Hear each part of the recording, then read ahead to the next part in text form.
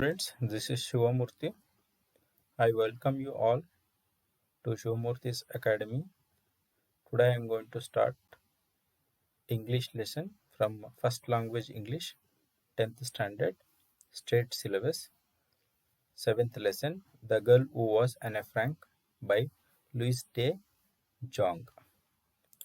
So, before we start, let us read this pre-reading activity. Have you heard about of Adolf Hitler? Of course, I know.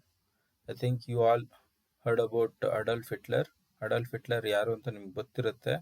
ಸರ್ವಾಧಿಕಾರಿಯಾಗಿದ್ದರು. What is uppermost in your mind when you think of him? Discuss in pairs. ಯಾವಾಗ ನಿಮಗೆ Hitler ಬಗ್ಗೆ ಕೇಳ್ತಿರೋ ಅವ್ರ ಬಗ್ಗೆ ನಿಮ್ಗೆ ತಕ್ಷಣ ಏನು ಬರುತ್ತೆ ಆಲೋಚನೆ? ಇವಾಗ ನನಗೆ ಸರ್ವಾಧಿಕಾರಿ ಅಂತ ಬಂತು, ಅದೇ ರೀತಿ ನಿಮಗೆ ಏನು ಬರುತ್ತೆ? ನೀವು ನಿಮ್ಮ ಫ್ರೆಂಡ್ಸ್ಗಳ ಜೊತೆಗೆ ಡಿಸ್ಕಸ್ ಮಾಡಿ ಅಂತ ಹೇಳ್ತೀರಾ ಅಡಲ್ಫ್ ಹಿಟ್ಲರ್ ಬಗ್ಗೆ. So now let us start this lesson, The Girl Who Was AnneFrank. ಸ್ವಲ್ಪ ಕಾನ್ಸಂಟ್ರೇಷನ್ ಕೊಟ್ಟು ಕೇಳಿ, ಯಾಕೆಂದರೆ ಫಸ್ಟ್ ಸ್ಟಾರ್ಟಿಂಗ್ ಇಂದನೇ ನಿಮ್ಗೆ ಲಿಂಕ್ ಸಿಗೋದಿಲ್ಲ, ಹೋಗ್ತಾ ಹೋಗ್ತಾ ಲಿಂಕ್ ಸಿಗುತ್ತೆ. Lesson intention. So first one. And how do you know that the human race is worth saving? An argumentative young student once asked his professor. Said the professor, I have read Anne Frank's diary. Andre, and how do you know that human race is worth saving? Andre, ವಾಚಾಳಿಯಾಗಿರುವಂಥ ತುಂಬ ಪ್ರಶ್ನೆಗಳನ್ನು ಕೇಳುವಂಥ ಒಬ್ಬ student ಒಬ್ಬ ಪ್ರೊಫೆಸರ್ನ ಪ್ರಶ್ನೆ ಮಾಡ್ತಾನೆ. How do you know that the human race is worth saving ಅಂತ. ಅಂದರೆ ಮಾನವ ಜನಾಂಗವನ್ನು ಯಾಕೆ ಸೇವ್ ಮಾಡಬೇಕು ಅನ್ನೋದ್ರ ಬಗ್ಗೆ ನಿಮ್ಗೆ ಏನು ಗೊತ್ತು, ಹೆಂಗೆ ಗೊತ್ತು ಅಂತ ಪ್ರಶ್ನೆ ಮಾಡ್ತಾನೆ ಪ್ರೊಫೆಸರ್ನ. ಅದಕ್ಕೆ ಪ್ರೊಫೆಸರ್ ಏನಂತ ಉತ್ತರ ಕೊಡ್ತಾರೆ ಸ್ಟೂಡೆಂಟ್ಗೆ? Said the professor, have read Anne Frank's diary ಅಂತ. ಸೊ ಅನೆ ಫ್ರಾಂಕ್ ಡೈರಿ ಮುಖಾಂತರ ಅವರು ತಿಳ್ಕೊಂಡಿದ್ದೀನಿ ಅಂತ ಸ್ಟೂಡೆಂಟ್ಗೆ ಹೇಳ್ತಾರೆ. ಸೊ ದಿಸ್ ಇಸ್ ಅನ್ ಇಂಟ್ ಇಯರ್ ನಮಗೆ. ಅಂದರೆ ಅನೆ ಫ್ರಾಂಕ್ ಡೈರಿ ಯಾಕೆ ಇಂಪಾರ್ಟೆಂಟ್ ನಮಗೆ ಅನ್ನೋದಕ್ಕೋಸ್ಕರ. Next, how this diary of teenage girl came to be written and saved is a story as dramatic as the diary itself. ಆ ಡೈರಿ ಅನ್ನೋದೇನಿದೆ, ಆ dairy ಎಷ್ಟು ಹೆಸರು ಮಾಡಿದೆ ಅಂತಂದರೆ ಅದೊಂದು ಅತ್ಯಂತ ಆಶ್ಚರ್ಯ ಅಂತಲೂ ಅನಿಸುತ್ತೆ.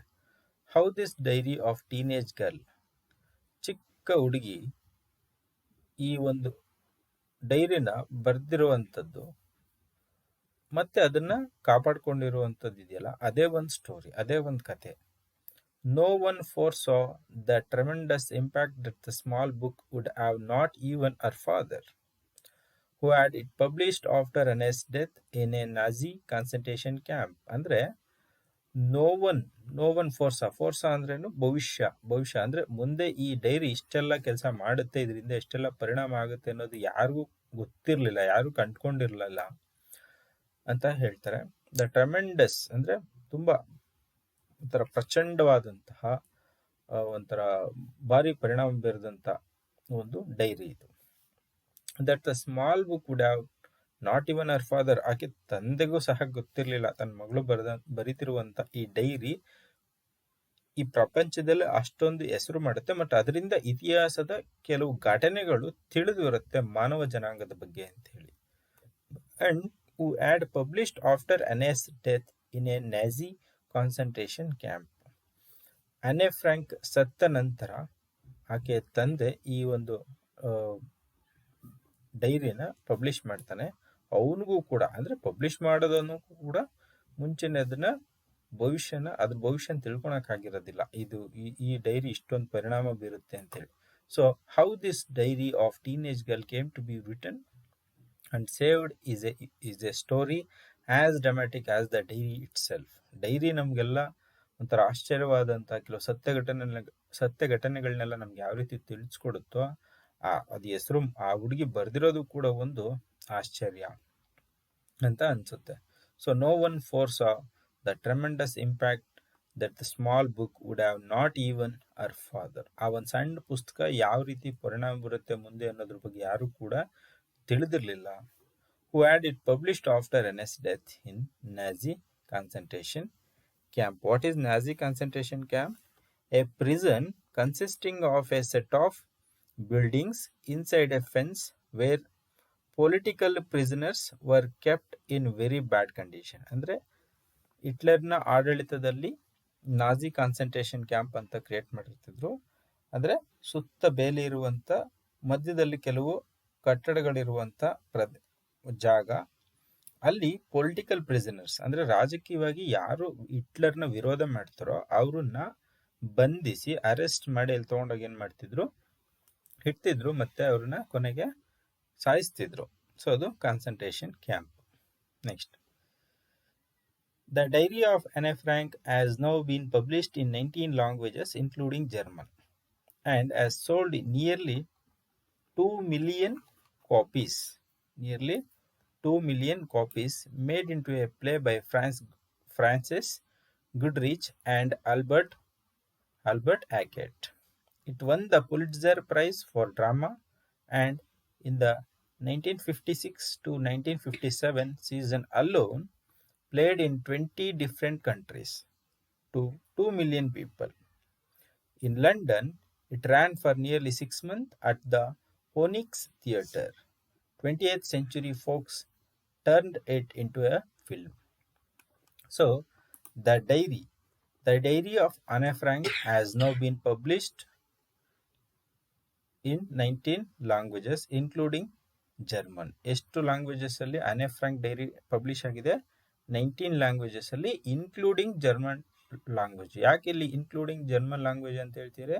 ಬಿಕಾಸ್ ಜರ್ಮನ್ ಅಲ್ಲೇ ಹಿಟ್ಲರ್ ಅಧಿಕಾರಕ್ಕೆ ಬಂದ ನಂತರ ಜೂಯಿಷ್ ಅನ್ನುವ ಸಮುದಾಯವನ್ನ ಟಾರ್ಗೆಟ್ ಮಾಡಿ ಅವ್ರನ್ನ ಕೊಲ್ತಿರ್ತಾನೆ. ಜರ್ಮನರು ಶ್ರೇಷ್ಠರು, ಬಿಳಿಯರು, ಮತ್ತೆ ನಾವು ಆಡಳಿತವನ್ನು ಆಳುವಕ್ಕೆ ಯೋಗ್ಯರು, ಪ್ರಪಂಚವನ್ನ ಬೇರೆ ಎಲ್ಲರೂ ನೀಚರು, ತುಷ್ಟರು ಅಂತ ಅವನು ಪರಿಗಣಿಸಿರ್ತಾನೆ. ಅದರಲ್ಲೂ ಜೂಯಿಸ್ ಅನ್ನೋ ಒಂದು ಮಾನವ ಜನಾಂಗವನ್ನು ಅವನು ಕೊಲ್ಲೋದಿಕ್ಕೆ ಮುಂದಾಗಿರ್ತಾನೆ ಈ ಒಂದು ಕಾರಣದಿಂದ. ಸೊ ಹಾಗಾಗಿ ಅಂತ ಒಂದು ಜರ್ಮನ್ ಭಾಷೆ ಅಲ್ಲೂ ಕೂಡ ಈ ಡೈರಿ ಪಬ್ಲಿಷ್ ಆಗುತ್ತೆ. And has sold nearly 2 million copies. Made into A play ಅಂದರೆ ಏನಿದೆ? ಡ್ರಾಮಾ, ನಾಟಕ. ನೀವು ಕೇಳಿರ್ತೀರಲ್ಲ, ನಾಟಕದ ರೂಪದಲ್ಲೂ ಕೂಡ ಇದನ್ನ ಪ್ರದರ್ಶನ ಮಾಡಲಾಗಿದೆ. ಯಾವುದನ್ನ? ಡೈರಿಯನ್ನ. By whom? By Frances Goodrich and Albert Hackett. ಇವರಿಬ್ರು ಸೇರಿ, ಅಂದರೆ ಇವರಿಬ್ರು ಹಸ್ಬೆಂಡ್ ಅಂಡ್ ವೈಫ್. ಯಾರು? Frances Goodrich and Albert Hackett. ಇವರಿಬ್ರು husband and wife. So it won the Pulitzer Prize for drama.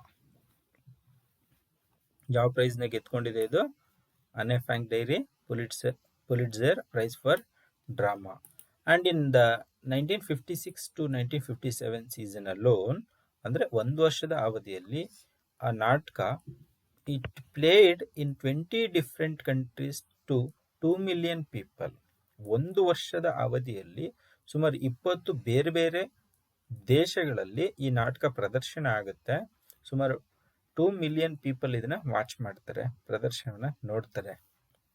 In London, it ran for nearly 6 months at the Phoenix Theatre. London ಅಲ್ಲಿ ಸುಮಾರು 6 ತಿಂಗಳು ಆ ನಾಟಕ ಪ್ರದರ್ಶನ ಆಗುತ್ತೆ. ಎಲ್ಲಿ? ಫೋನಿಕ್ಸ್ ಥಿಯೇಟರ್ ಅಲ್ಲಿ. 20th Century Fox turned it into a film. ಇಷ್ಟ ಆಯ್ತಾ? ಆ ಒಂದು ಸಣ್ಣ ಡೈರಿ, ಅನೆ ಫ್ರಾಂಕ್ ಬರೆದಂತ ಡೈರಿ ಏನಿದೆ, ಆ ಡೈರಿ ಮುಂದೆ ಯಾವ ರೀತಿ ಪರಿಣಾಮ ಬೀರುತ್ತೆ ಅಂತ ಅನೆ ಫ್ರಾಂಕ್ಗೂ ಸಹ ಗೊತ್ತಿರಲಿಲ್ಲ, ಅವ್ರ ತಂದೆಗೂ ಗೊತ್ತಿರಲಿಲ್ಲ. ಆದರೆ ಇದು ಪಬ್ಲಿಷ್ ಆಗುತ್ತೆ, ನಾಟಕದ ರೂಪಕ್ಕೆ ಬರುತ್ತೆ. ಕೊನೆಗೇನಾಗುತ್ತೆ? ಇದು 20th Century Fox ಅನ್ನೋ ಒಂದು ಸಿನಿಮಾ ಕಂಪನಿ ಇದನ್ನ ಸಿನಿಮಾವಾಗಿ ಕೂಡ ತಯಾರಿಸುತ್ತೆ. ನೀವು ಸಿನಿಮಾ ನೋಡ್ತೀವಿ ಅಂತಂದ್ರೆ ಅನೆ ಫ್ರಾಂಕ್ ಮೂವಿನ ವಾಚ್ ಮಾಡ್ಬೋದು. 20th Century Fox turned it into a film. ಈ ಕ್ವಶನ್ಗಳು ಕೇಳ್ತಾರೆ ನಿಮಗೆ. 20th Century Fox turned it into a film. So continuing, to understand this amazing response, it is necessary first to understand the girl who was an A frank. ಇದುವರೆಗೂ ನಮಗೆ ಅನ್ A frank dairy ಬಗ್ಗೆ ಗೊತ್ತಾಯಿತು. ಆದರೆ ಇಂಥ ಒಂದು ಆಶ್ಚರ್ಯಕರವಾದಂಥ ಅದ್ಭುತವಾದಂಥ response ಜನಗಳಿಂದ ಸಿಕ್ತು ಅನ್ನೋದಾದರೆ, ಸಿನಿಮಾ ಆಯಿತು ಅನ್ನೋದಾದರೆ ಆಕೆ ಡೈರಿ ಆದರೆ ಅನ್ನೋದಾದರೆ ಈ ಅನೆ ಫ್ರ್ಯಾಂಕ್ ಯಾರು ಅನ್ನೋದನ್ನ ನಾವು ತಿಳ್ಕೋಬೇಕು. ಇವಾಗ ತಿಳ್ಕೊಳ್ತೀವಿ. When Hitler came to power, Otto Frank was a banker living in Germany. He had married in 1925. In 1926, his first daughter Margot was born, and 3 years later, his second daughter, that is Annelies Mary, was also born. She was usually called Anne. Annelies Maryಗೆ ಏನಂತ ಕರೀತಿದ್ರು? Usually called Anne. Sometimes tender one, ಅಂದ್ರೆ ಪ್ರೀತಿಯಿಂದ ಸೂಕ್ಷ್ಮವಾಗಿ ಆಕೆನ ಕರಿತಿದ್ರು. ಏನಂತ? ಅನೆ ಅಂತ. ಅಂದ್ರೆ ಅನೆ ಅಂತ ಕರಿಬೇಕಾದ್ರೆ ಒಂಥರ ಸೂಕ್ಷ್ಮವಾಗಿ ಕೇಳಿಸ್ತಿತ್ತು, ಪ್ರೀತಿಯಿಂದ ಕೇಳಿಸ್ತಿತ್ತು, ಮೃದುವಾದ ಭಾಷೆಯ ಮುಖಾಂತರ. ಸೊ ಹಿಟ್ಲರ್ ಅಧಿಕಾರಕ್ಕೆ ಬಂದಂತ ಸಮಯದಲ್ಲಿ ಈ Otto Frank was a banker. ಏನಾಗಿದ್ರು ಅವರು? ಆಟೋ ಫ್ರಾಂಕ್ ಅಂದ್ರೆ ಅನೆ ಫ್ರಾಂಕ್ಲ ತಂದೆ ಒಬ್ಬ ಬ್ಯಾಂಕರ್ ಆಗಿ ಕೆಲಸ ಮಾಡ್ತಿದ್ರು. He was living in Germany. ಎಲ್ಲಿ ಜೀವನ ಮಾಡ್ತಿದ್ರು ಅವರು? ಜರ್ಮನಿಯಲ್ಲಿದ್ರು. And he had married in 1925. In 1926 his first daughter, ಯಾರೋ ಫಸ್ಟ್ ಡಾಟರ್ ನೆನ್ಪಿಟ್ಕೊಂಡಿರಿ, Margot was born. And 3 years later his second Annelies Marie. ಅವಳೇನಂತ ಕರಿತಿದ್ರು? ಯೂಶುವಲ್ ಆಗಿ ಅನೆ ಅಂತ ಕರಿತಾ ಇದ್ರು. In the autumn of 1933, when Hitler was issuing one anti-Jewish decree after another, Otto Frank decided to immigrate to the hospitable Netherlands. ಅಂದ್ರೆ in the autumn of 1933, ಅಂದ್ರೆ ಶರತ್ ಕಾಲದಲ್ಲಿ, ಅಂದ್ರೆ ಬೇಸಿಗೆ ಆದ ನಂತರ ಮಳೆಗಾಲಕ್ಕೆ ಮುಂಚೆ ಇರುವಂತ ಸಂದರ್ಭವನ್ನು ನಾವು ಶರತ್ ಕಾಲ ಅಥವಾ ಆಟೋಮನ್ ಟೈಮ್ ಅಂತ ನಾವು ಕರಿತೀವಿ. ಇಂಥ ಸಂದರ್ಭದಲ್ಲಿ ಅಂದ್ರೆ 1933ರಲ್ಲಿ ಹಿಟ್ಲರ್ ಏನ್ ಮಾಡ್ತಿರ್ತಾನೆ? ಆಂಟಿ ಜೂಯಿಶ್ ಡಿಗ್ರಿನ, ಅಂದ್ರೆ ಕಾನೂನುಗಳನ್ನ, ಆಜ್ಞೆಗಳನ್ನ ಜಾರಿಗೊಳಿಸ್ತಿರ್ತಾನೆ. ಅಂದ್ರೆ ಜೂಯಿಶ್ ಅವ್ರಿಗೆ ಯಾವುದೇ ರೀತಿ ಫ್ರೀಡಮ್ ಕೊಡಬಾರ್ದು, ಅವ್ರನ್ನ ಯಾವ್ದಾದ್ರು ಒಂದು ನೆಪದಲ್ಲಿ ಅರೆಸ್ಟ್ ಮಾಡಬೇಕು, ಅವ್ರನ್ನ ನಾಶಗೊಳಿಸ್ಬೇಕು.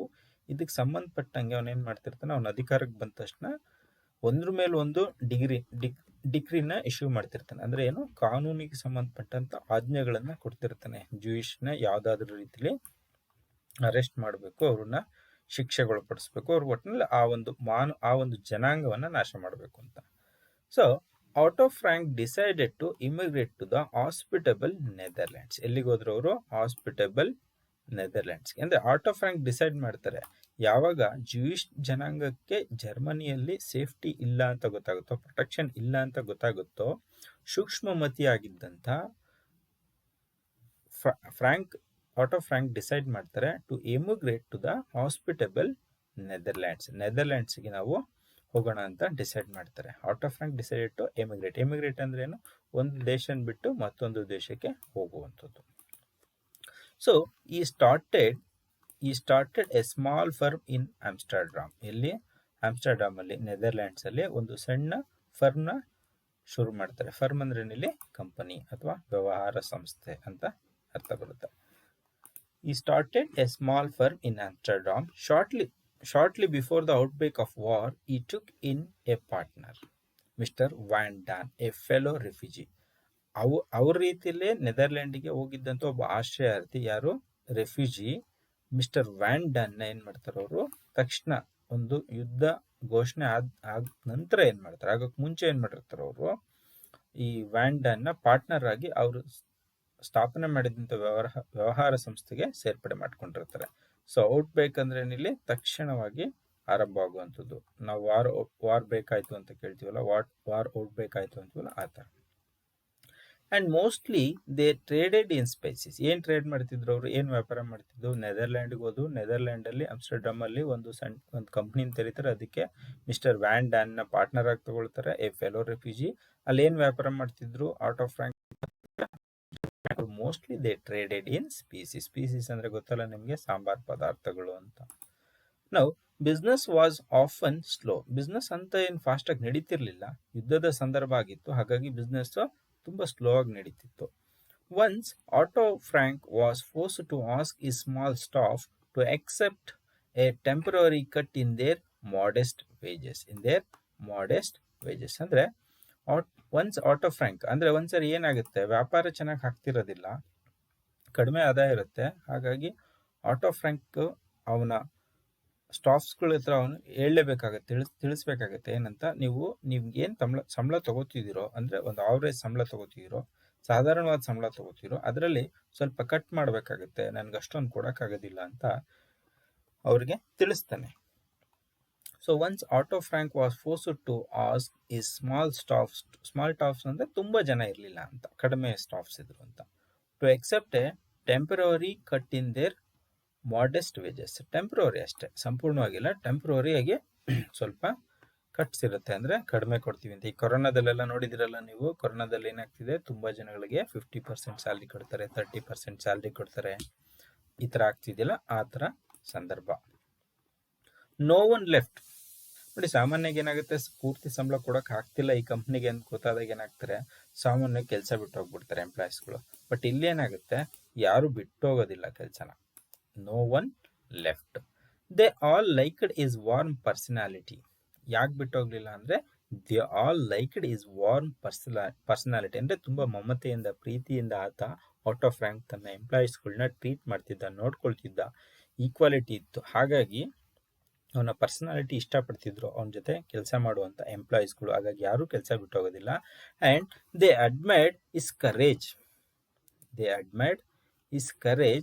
and evident care he took to give his two girls a good education. ಅಂದ್ರೆ ದೇ ಅಡ್ಮೈರ್ಡ್, ತುಂಬಾ ಇಷ್ಟಪಡ್ತಿದ್ರು ಅವ್ರು, ಮೆಚ್ಚುಗೆ ಆಗ್ತಿತ್ತು, ಗ್ರೇಟ್ ಅನ್ನಿಸ್ತಿತ್ತು ಆಟೋ ಫ್ರಾಂಕ್ ಬಗ್ಗೆ. ಯಾಕೆ ಅಂತಂದ್ರೆ ಆಟೋ ಫ್ರಾಂಕ್ ಧೈರ್ಯದ ಬಗ್ಗೆ ಗ್ರೇಟ್ ಅನ್ನಿಸ್ತಿತ್ತು, ಮೆಚ್ಚುಗೆ ಆಗ್ತಿತ್ತು ಆ ಎಂಪ್ಲಾಯೀಸ್ಗಳಿಗೆಲ್ಲ. ಯಾಕೆಂದ್ರೆ ಅವನು ಅಂತ ಒಂದು ಜೂಯಿಸ್ ಸಮುದಾಯವನ್ನ ನಾಶ ಮಾಡಬೇಕು ಅನ್ನೋ ಉದ್ದೇಶ ಇಟ್ಕೊಂಡಿರುವಂತ ಕಂಟ್ರಿಗಳಲ್ಲಿ, ಅಂತ ಒಂದು ಆಡಳಿತದಲ್ಲಿ, ಅಂತ ಒಂದು ವಾತಾವರಣದಲ್ಲೂ ಕೂಡ ತುಂಬಾ ಧೈರ್ಯದಿಂದ ಆಟೋ ಫ್ರಾಂಕ್ ಏನ್ ಮಾಡ್ತಿರ್ತಾರೆ, ತಮ್ಮ ಮಕ್ಕಳಿಗೆ ಒಳ್ಳೆ ಎಜುಕೇಶನ್ ನ ಕೊಡಿಸ್ತಿರ್ತಾರೆ. ಅಂದ್ರೆ ಇಬ್ರು ಹೆಣ್ಮಕ್ಳು ಇರ್ತಾರಲ್ಲ, ಮಾರ್ಗಟ್ ಮತ್ತೆ ಆನೆ ಫ್ರಾಂಕ್, ಅವರಿಬ್ಬರಿಗೂ ಒಳ್ಳೆ ಎಜುಕೇಶನ್ ಕೊಡ್ತಿರ್ತಾನೆ. ಹಾಗಾಗಿ ಈ ಎಲ್ಲಾ ನಡತೆಗಳಿಂದ ಆಟೋ ಫ್ರಾಂಕ್ ನ ಎಲ್ಲಾ ಗುಣಗಳನ್ನ ಮೆಚ್ಚುವಂತ ಅವನ ಕೈ ಕೆಳಗಿನ ಎಂಪ್ಲಾಯೀಸ್ ಏನ್ ಮಾಡ್ತಾರೆ, ಅವ್ನು ಕಡಿಮೆ ಸಂಬಳ ಕೊಡ್ತೀನಿ ಅಂದ್ರೂ ಕೂಡ ಸ್ವಲ್ಪ ದಿವಸಕ್ಕೆ ಅವ್ರು ಯಾರು ಕೆಲಸ ಬಿಟ್ಟು ಹೋಗೋದಿಲ್ಲ.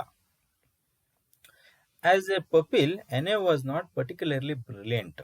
ಹಾಗಾದ್ರೆ ಅನೆ ಫ್ರಾಂಕ್ ತುಂಬಾ ಇಂಟೆಲಿಜೆಂಟಾ ಡೈರಿ ಬರ್ದಿಯಾಳೆ ಅಂದ್ರೆ? ನೋ, ಅಷ್ಟೇನ್ ಇಂಟೆಲಿಜೆಂಟ್ ಆಗಿರಲಿಲ್ಲ. ಪಪಿಲ್ ಅಂದ್ರೆ ಏನಿಲ್ಲಿ ವಿದ್ಯಾರ್ಥಿ. ಪಪಿಲ್ ಅಂದ್ರೆ ವಿದ್ಯಾರ್ಥಿ. As a pupil Anne was not particularly brilliant. ಅಂತ ಏನು ಬುದ್ಧಿವಂತೆ ಆಗಿರ್ಲಿಲ್ಲ, ಜಾಣೆ ಆಗಿರ್ಲಿಲ್ಲ, ಸಾಧಾರಣವಾದ ಸ್ಟೂಡೆಂಟ್ ಆಗಿದ್ಲು ಅವಳು ಕೂಡ. ನಿಮ್ಮಲ್ಲೂ ಕೂಡ ಹಂಗೆ ಇರ್ತಿರಲ್ವಾ ನೀವು? ತುಂಬಾ ಬುದ್ಧಿವಂತ ಆಗಿಲ್ಲ ಅಂತ ನೀವೆಲ್ಲ ಕೆಲವರೆಲ್ಲ ಬೇಜಾರು ಮಾಡ್ಕೊಳ್ತಿರ್ತೀರ. ಹಾಗೆಲ್ಲ ಬೇಜಾರು ಮಾಡ್ಕೋಬಾರ್ದು. ಯಾರು ಸಂಪೂರ್ಣವಾಗಿ ಬುದ್ಧಿವಂತರಾಗಿರೋದಿಲ್ಲ. ಎಲ್ಲ ಬುದ್ಧಿವಂತರು ಒಂದ್ ರೀತಿಯಲ್ಲಿ ದಡ್ತನೂ ಇಟ್ಕೊಂಡಿರ್ತಾರೆ. ಸೊ ಹಾಗಾಗಿ as a pupil Anne was not particularly brilliant. Most people believed with their parents that Margot, her elder sister, was more promising. ಯಾರು more promising ಇಲ್ಲಿ? ಮಾರ್ಗೊಟ್, ಆರ್ ಎಲ್ಡರ್ ಸಿಸ್ಟರ್. ಅಂದ್ರೆ ಮಾರ್ಗೊಟ್ ಇದ್ಲಲ್ಲ, ಎಲ್ಡರ್ ಸಿಸ್ಟರ್, ಯಾರು ಅನೆ ಫ್ರಾಂಕ್ ಎಲ್ಡರ್ ಸಿಸ್ಟರ್, ದೊಡ್ಡ ಮಗಳು, ಅವಳು ಚೆನ್ನಾಗಿ ಓದ್ತಿದ್ಲು, ಹಾಗಾಗಿ ಅವಳ ಮೇಲೆ ನೀವು ನಂಬಿಕೆ ಇಡ್ಬೋದು, ಅವಳು ಮುಂದೆ ಏನಾದ್ರೂ ಸಾಧನೆ ಮಾಡ್ತಾಳೆ. ಆದ್ರೆ ಅನೆ ಫ್ರಾಂಕ್ ಅಂತ ಏನ್ ಜಾಣೆ ಅಲ್ಲ ಅಂತ ಕೆಲವರೆಲ್ಲ ಅವ್ರ ತಂದೆ ತಾಯಿಗೆ ಹೇಳ್ತಿದ್ರಂತೆ. So as a pupil, Anne was not particularly brilliant. Most people believed with her parents that Margot, her elder sister, was more promising. Anne was chiefly remarkable for early interest she took in other people. She was emotional and strong-willed, a real problem child. Her father once told me, a great talker and fond of nice clothes. ಅಂದ್ರೆ ಅನೆ was chiefly remarkable. ಅವಳು ತುಂಬಾ ಯಾವುದಕ್ಕೆ ಹೆಸರು ಮಾಡಿದ್ಲು ಅಂತಂದ್ರೆ, chiefly remarkable ಏನಕ್ಕೆ ಅಂತಂದ್ರೆ, for the early interest she took in other peoples. ಬೇರೆ ಜನಗಳ ಬಗ್ಗೆ ಆಕೆಗೆ ಕುತೂಹಲ ಜಾಸ್ತಿ ಇರ್ತಿತ್ತು, ಎಲ್ಲರ ಜೊತೆ ಮಾತಾಡೋದೆಲ್ಲ ಮಾಡ್ತಿದ್ಲು. And she was emotional and strong willed. ತುಂಬಾ ಎಮೋಷನಲ್ ಆಗಿದ್ಲು ಯಾರು, ಅನೆ ಫ್ರಾಂಕ್. ಅವಳ ಭಾವನೆಗಳಿಗೆ ಅತ್ಯಂತ ಬೆಲೆ ಕೊಡ್ತಿದ್ಲು. ಯಾರಿಗಾದ್ರೂ ನೋವಾದ್ರೆ ಸಹಿಸೋಕ್ಕಾಗ್ತಿರ್ಲಿಲ್ಲ. ಅಂಥವ್ರಿಗೆಲ್ಲ ನಾವೇನಂತೀವಿ, ಎಮೋಷನಲ್ ಅಂತ ಕರಿತೀವಿ. ಕೆಲವು ಸರಿ ಹೇಳ್ತೀವಿ ನೋಡಿ, ತುಂಬಾ ಎಮೋಷನಲ್ ಕಣೋ ನೀನು ಅಂತೀರಾ. ಸೊ ಹಾಗಾಗಿ she was so emotional and strong willed. ಬರೀ ಎಮೋಷನಲ್ ಅಲ್ಲ, ಅವಳು ಸ್ಟ್ರಾಂಗ್ ವಿಲ್ಡ್ ಕೂಡ ಆಗಿದ್ರು. ಅಂದ್ರೆ ಎಂಥ ಸಂದರ್ಭ ಬಂದರೂ ಕೂಡ ಎದುರಿಸುವಂತ ಧೈರ್ಯ ಆಕೆಗೆ ಇತ್ತು. A real problem child. ತುಂಬಾ ನಿಜವಾಗ್ಲೂ ಪ್ರಾಬ್ಲಮ್ ಇರುವಂತ, ಸಮಸ್ಯೆ ಇರುವಂತ ಮಗಳು ಅಂತೇಳಿ ಆಕೆ ತಂದೆನೇ ಹೇಳಿರ್ತಾನೆ. A great talker and fond of nice clothes. ಅಂದ್ರೆ ತುಂಬಾ ಮಾತಾಡೋದು, ಟಾಕೆಟಿವ್. ನೀವೆಲ್ಲ